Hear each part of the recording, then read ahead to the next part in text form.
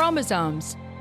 Little strands of nucleic acids and proteins are the fundamental genetic instructions that tell us who we are at birth. Most people are born with 46 chromosomes, but each year in the United States, about 6,000 people are born with an extra chromosome, making them a person with Down syndrome. If you've ever encountered someone with Down syndrome, you know that they are some of the kindest, most joyful people you will ever meet. They truly have something extra. My name is Lisa Nichols, and I have spent the last 24 years as both the CEO of Technology Partners and as the mother to Allie. Allie has something extra in every sense of the word. I have been blessed to be by her side as she impacts everyone she meets. Through these two important roles as CEO and mother to Allie, I have witnessed countless life lessons that have fundamentally changed the way I look at the world. While you may not have an extra chromosome, every leader has something extra that defines who you are. Join me as I explore the something extra in leaders from all walks of life and discover how that difference in each of them has made a difference in their companies, their families, their communities, and in themselves.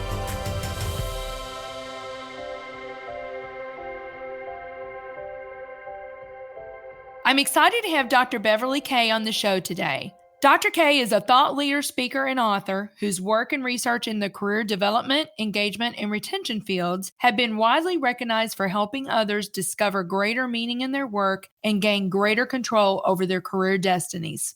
If you like this episode today, please go to Apple Podcasts or wherever you listen and leave us a 5-star rating. Dr. Kaye, I am so delighted that we could make this work and that you're making time to be on the Something Extra podcast. Thank you. Actually, it really is nice to be here. Yes, I know. And we've had multiple conversations, and I said, I could just spend hours and hours with you. But, I want our listeners just to know a little bit, though. I mean, how special it is to have Dr. Kaye on our show today. Her name is recognized internationally as a professional that's dedicated to helping individuals, managers, and organizations understand the practical how-to principles of employee development, engagement, and retention. She has written and authored many books. Love 'Em or Lose 'Em is a book that is a Wall Street Journal bestseller. We're just really delighted to have her. And I just know, Dr. Kaye, we're going to get into a lot of different things. We are in technology. And I just know, like today, the competition for our technology talent is unprecedented. I think what we're going to be talking about today is incredibly important, incredibly relevant. And I think that our listeners are going to really benefit from your wisdom and your knowledge and your experience. Before we really get into those details, I want you to just tell us a little bit about how you grew up. I live in LA now, but I'm proud to say I am a Jersey girl through and through. So if you hear the twang in my voice, you'll know. I grew up in Passaic, New Jersey, and never dreamed as a kid I would be doing what I'm doing now. In my day, a woman could be a secretary, a nurse, or a teacher. And none of those appeal to me. By a fluke, I'll tell you, my first career was as a college dean. Oh. I got a master's degree in college administration. So I was like a dean of students at schools I never could have gotten into. Really good schools, East Coast, West Coast. And I think my interest in career started when I thought students seem to feel if I'm an A student and I go to an A school, there'll be an A line I stand in for an A life. And many of them found that just didn't work that way. And having a contingency plan, I think, stuck in my head as I moved into this whole new world of. So how long did you do that? I did it for about 6 or 7 years. Okay. And during that time, I got interested in leadership, how student leaders led, and that led me into leadership in general. and into pursuing everything I could pursue. So, an A-list school does not lead to an A life. Right, right, right. Let's get into this. So you did go to UCLA for your doctorate, I did. and your thesis was really around how companies grow their people and how people then grow themselves. And at the time I did that was in the 70s, and nobody was looking at careers in the context of the organizational maze. Mhm. And of course, then, and unfortunately now, we still think of the career ladder and climbing it. So a piece of the doctoral work was on, is up really the only way? And that caught on. That title caught on. So to this day, I still preach we all have to think of multiple ways to move. And for a technology audience and tech people, I think maybe they know deep down that there are many more choices than up. But isn't it a shame that we reward still for up? Right. And that has to change too. Absolutely. Well, and we can talk about that a little bit. I mean, you actually went on to write a book that is titled Up is Not the Only Way, Rethinking Career Mobility. You talk about thinking of career mobility as a kaleidoscope. What do you mean by that, Dr. Kaye? It's not a telescope where you set your eyes on one thing, like those A students. It's a kaleidoscope where if you change the frame slightly, you have a whole new pattern. And I think my deepest belief is that you don't have to leave your job to grow. If you think of changing the kaleidoscope slightly, you could have many, many, many opportunities right where you are. And you have to pursue them as an individual. And yes, your manager has to kind of initiate those conversations, and your organization has to build the support structure that says, yes, there are other ways to grow. So I think those three interlocking circles, that Venn diagram, is critical. Right. So you had said to me earlier, you said the employee has to take ownership Right. of their career plan. You cannot wait on your manager necessarily. So what are some practical things that someone could do? Bev, say that there are feeling burnout in their current role. What are some practical things that they could do? I really believe in maybe using colleagues to help you think, what can I do? In a lot of my work, and I once ran a sizable global organization that delivered this around the world, and I really believed in employees forming, now we call them pods. We've learned that in COVID. But your peers can help you, and they will help you think differently. So I'd say, number one, get yourself 3 or 4 pals to talk about your career choices. I have a group that I've done that with for decades, and I go to when I'm in another stuck place, because we always get stuck. And sometimes we can't see the forest for the trees in our own stuckness. To answer your question in a to-do, I think one way to grow in place is to ask yourself, what do I need to learn? What do I need to get better at that would grow me in what I'm doing now and prep me for other things down the road? So learning is one solution to job enrichment. Right. Your comments really remind me. I've had so many leaders on the podcast, Dr. Kaye, that will say there's a project that nobody else wanted. And they raise their hand and say, I'll give it a go. And it's, getting out of your comfort zone a little bit, stretching, but don't put all the onus on your boss. Right. You need to actually speak up. But there's something that you said here. Every organization uses something called an IDP, an individual development plan, but you think a more appropriate description is an igniting development potential. Right. I mean, Imagine you're being invited in to chat with your boss on an individual development plan, or you're being invited in to talk about igniting your development potential. And I think maybe that's the essence of that IDP that so many organizations use. And once my ability to grow looks thwarted, I'm going to look elsewhere. And in the technology industry, especially in IT, boy, oh boy, do IT people have choices. And now that you can work from anywhere, those choices have quadrupled and people are moving and job hopping is back in. I've seen the word tsunami. There's going to be a tsunami of people leaving for what looks like greener pasture. And what I want your listeners to know that the greener pasture is often astroturf. So be careful and look clearly at what you're leaving behind and what you have to build again in that new organization. Right. You reminded me, I'm on page 9 of Love 'Em or Lose 'Em. There's reasons why people stay. Mhm. And one is that they are growing, that they are learning. That's a Major. big one.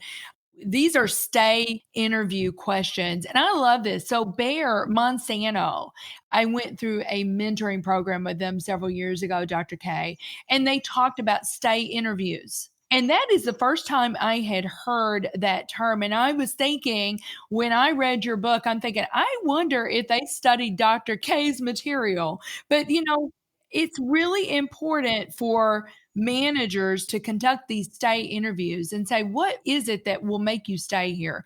Here's a couple. What one change in your current role would make you consider staying in this job? Right. If you had a magic wand, what would be the one thing you would change about the organization? What could I do a little more of or a little less of? Right. And aren't they simple questions? And the punchline is, when do we say, what can I do to keep you? We say it at the exit interview. And then usually that's too late. So the question, you're important to my team. I hope I've made that clear. I don't want to lose you. Tell me what is most important, what you want more of. And when we teach this, and we do teach it in the seminars we do, and we're doing special ones now for IT people, the issue is managers are afraid if I ask that question and someone says, well, more money or that move, and I can't give it, aren't I sorry I ever asked the question? And I said, no, you move to truth, tell it. The book is organized, as you know, according to the alphabet, and T is for truth. And you say, look, I can't deliver on that now, but boy, I don't want to lose you. Tell me what else matters.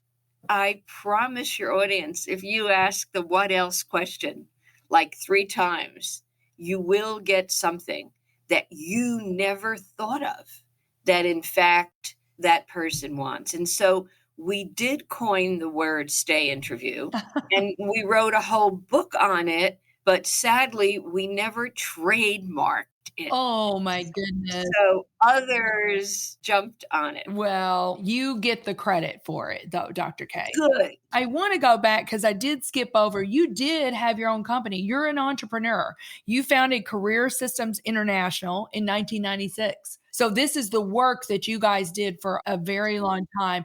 We'll talk about succession plans. So you identified a few people to take that over. I did my employees. One was our global head of sales, and the other was our global head of all of our associates. And I will say to any of your listeners, even though it was my intention to do that, I went into a year-long funk because my entity was my identity, and I couldn't pull them apart.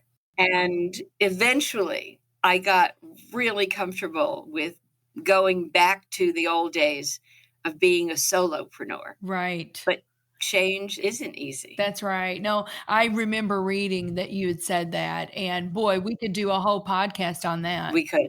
The entity as your identity, because that is not your identity. So we do need to take a quick break, and we'll be right back with Dr. Kaye. Are you a rising IT leader? Could you benefit from a network of like-minded peers?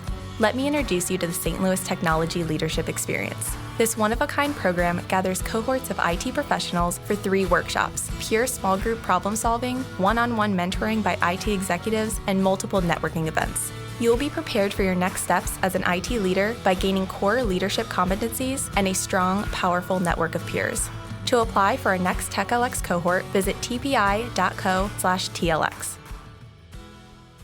So welcome back to the Something Extra podcast. So excited to continue this conversation.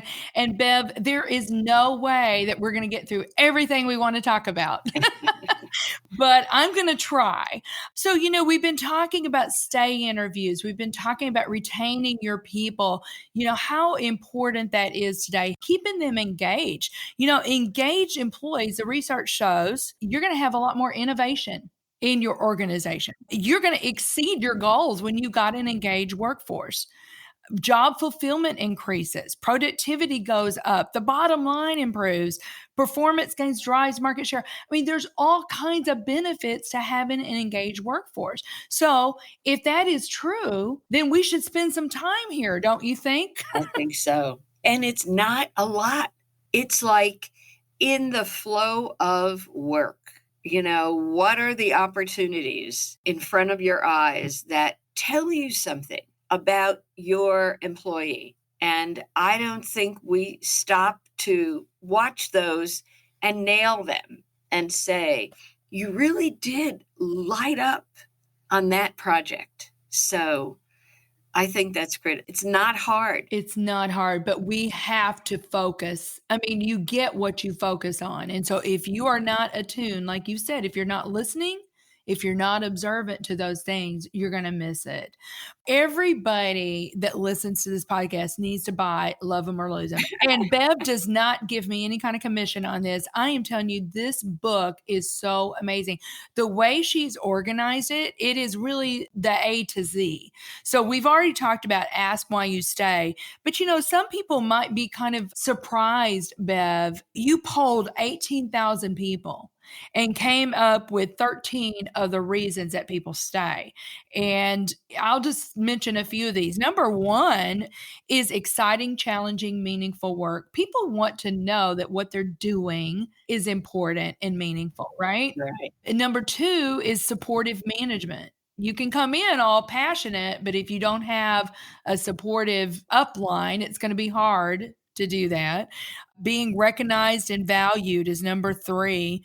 People might be surprised at this. Do you know fair pay compensation is number 6? And it should not be a surprise.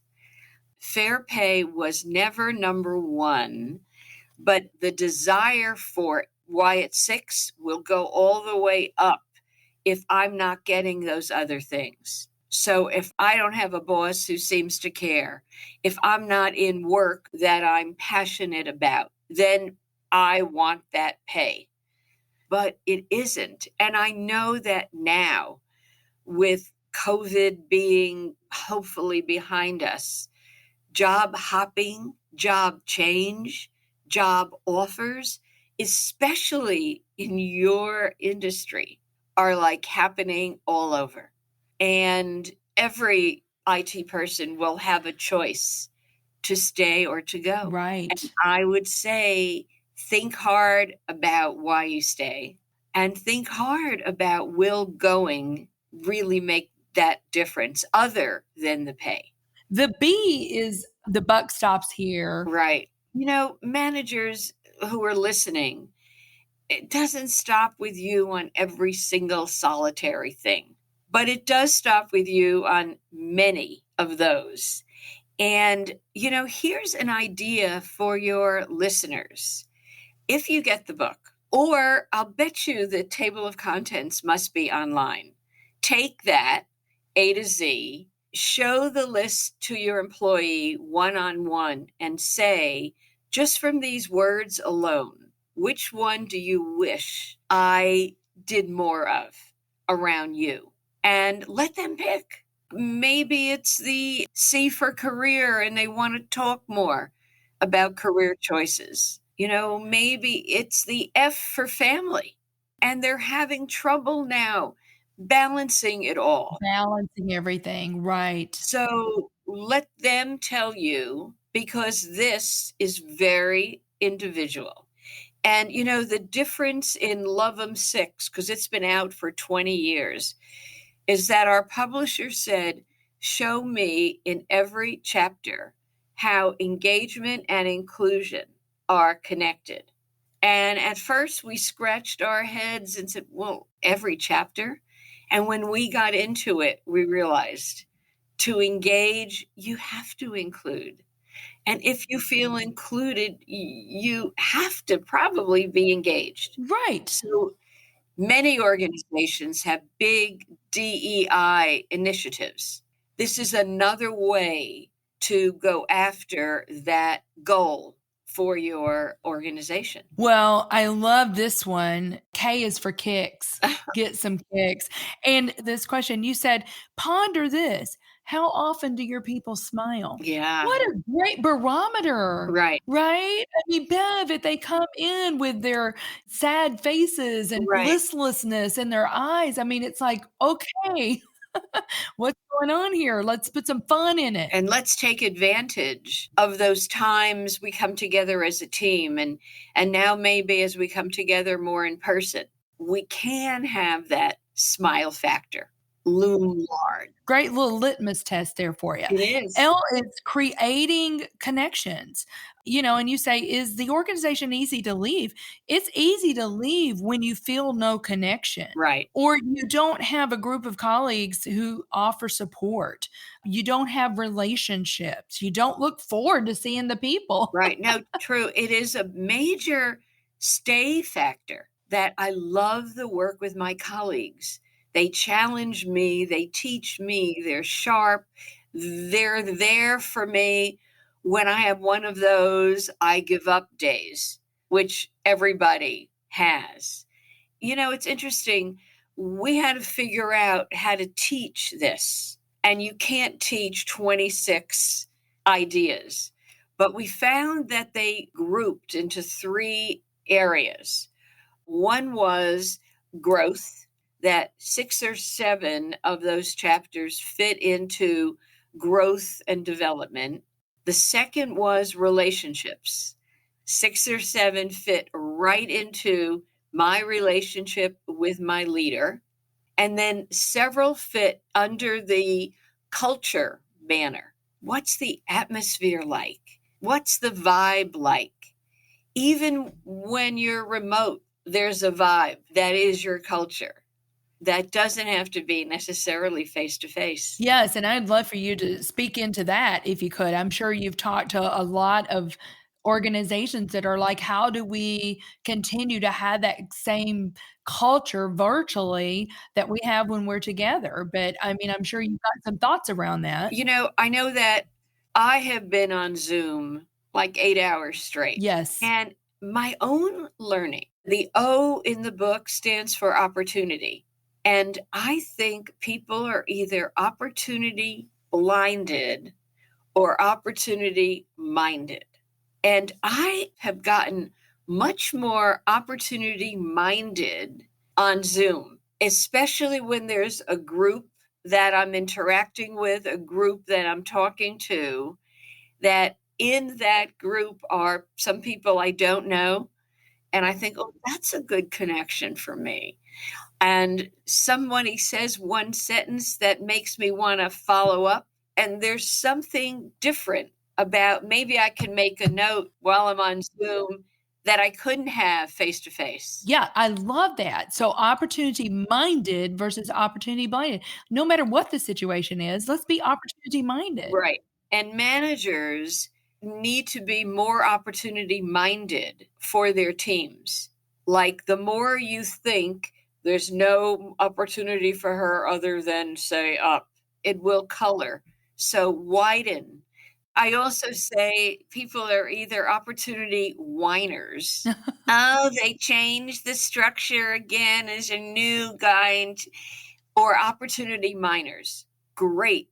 The structure changed. There's a new leader. I'm going to Google him and I'm going to check out. Yeah, it's an opportunity to learn, to grow, to Right. get a different perspective possibly on things. No, Right. that is so good. I love it. Just that little play on words. And those are things I think, Bev, that when you coin them that way, they will stick with people. So I appreciate you bringing those up. So the P, and I love this, you say passion, encourage it. When did you hear your people say the last time I love my job? And you said something earlier, Bev, and I want to put this myth to rest. I don't care if you're the most passionate person in the world. We can't be that every day. We all go through periods, do we not? So I just want to put that myth to rest. It's not like you come in every day ready to tackle the world. But for the most part, do you love what you do? Right. And I would say managers ask what part, what task, what thing do you love the most?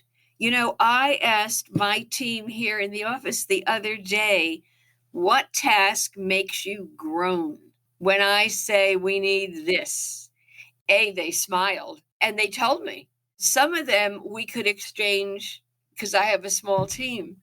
But have you ever said, what assignment do I give you that you say, oh, and not that I can remove them easily, but at least I know. And you're aware. Well, I'm just going to go over one more and then we're going to talk about something extra because I know we're running up on our time here, but I have to know, what is the Z? Because there's not that many Z's, but talk about the Z. That's a great question. No one asked that. So we were stuck. What could a Z be? And then in one of our interviews, a manager mentioned that their organization held Zenith meetings. And we said, what is that?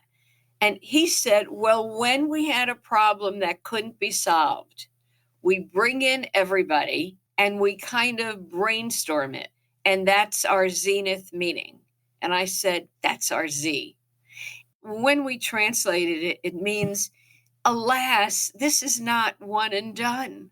I've done my engagement work, close the door. No, it really is continuous. Absolutely. Well, Bev, you and I have talked about this offline, but I want our listeners to understand, we had talked about love and how we don't really use love a lot in business or loving your people.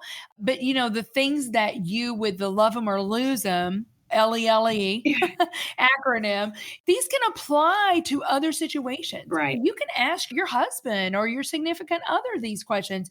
What was the best vacation? That we've ever taken together. What's the nicest thing I've ever done for you? Because if they tell you that, then guess what? If you want to strengthen that connection, you're going to do more of that, right? Right. Whatever they tell you. Or your children, what can we do together that we all love? Exactly. Like bring the questions to the dinner table and see where they go. I put an article out like that around Valentine's Day. And we used the word 20 years ago, when it really wasn't as out there. Now I find I get very little pushback, and I welcome companies we work with to call it engage your people if love is not comfortable. Right. And on the back of the book, it says, admit it, you love them, even if you don't use that word. They are your talent. They are everything, and they are the most incredible thing in our world. And so that connection point. But Bev, I have to ask you, what do you believe is the something extra that every leader needs? I would say if leaders just noticed what was in front of their eyes and said something about what they see. In somewhere I wrote about 3 steps. You recognize, if you just recognize, your eyes light up whenever you do that. And then if you verbalize, say it. Instead of thinking, look, her eyes lit up, say it. So recognize, verbalize, and mobilize. Gee, you do love the graphic part of that assignment. let's talk about it. We can use that skill more. Right. Just notice what's in front of your eyes and speak about it. Yeah, you know what? It reminds me, I was on a call earlier this week with some CEOs, and one just spoke words into another CEO in this meeting, a younger CEO, about the change and the growth that he had seen in the CEO from the time that he first met him. Wow. And you could just tell this younger man, I mean, like you said, his eyes lit up. I'm like, wow, what a way to use words to recognize, to speak it into another individual. And I say all the time, our words matter. So you've reminded me, I'm going to reach out to that older CEO or more experienced CEO, I guess you might say, and just thank him for doing that. Right. And tell them to keep doing it. Keep doing it. Absolutely. Well, Bev, I want to give you the opportunity to pitch anything that you wanted to talk about. I mean, you and I kind of have something kind of exciting going on, and you can tell our listeners about it. So I have a colleague who specializes in IT leadership. And we were talking about this tsunami of people leaving and job hopping. And we took my work and we applied it totally to the IT person.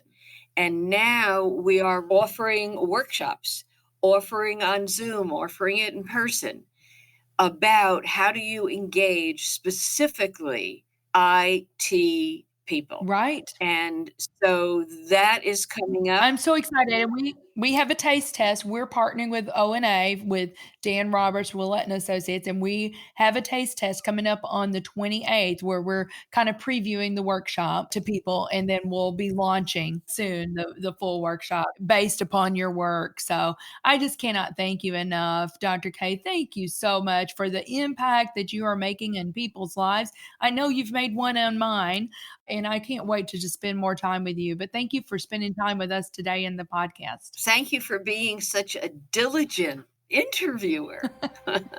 Very good. Thank you for listening to today's show. Something Extra with Lisa Nichols is a Technology Partners production. Copyright Technology Partners, Inc., 2019. For show notes or to reach Lisa, visit tpi.co/podcast. Don't forget to leave a review on Apple Podcasts, Google Play, or wherever you listen.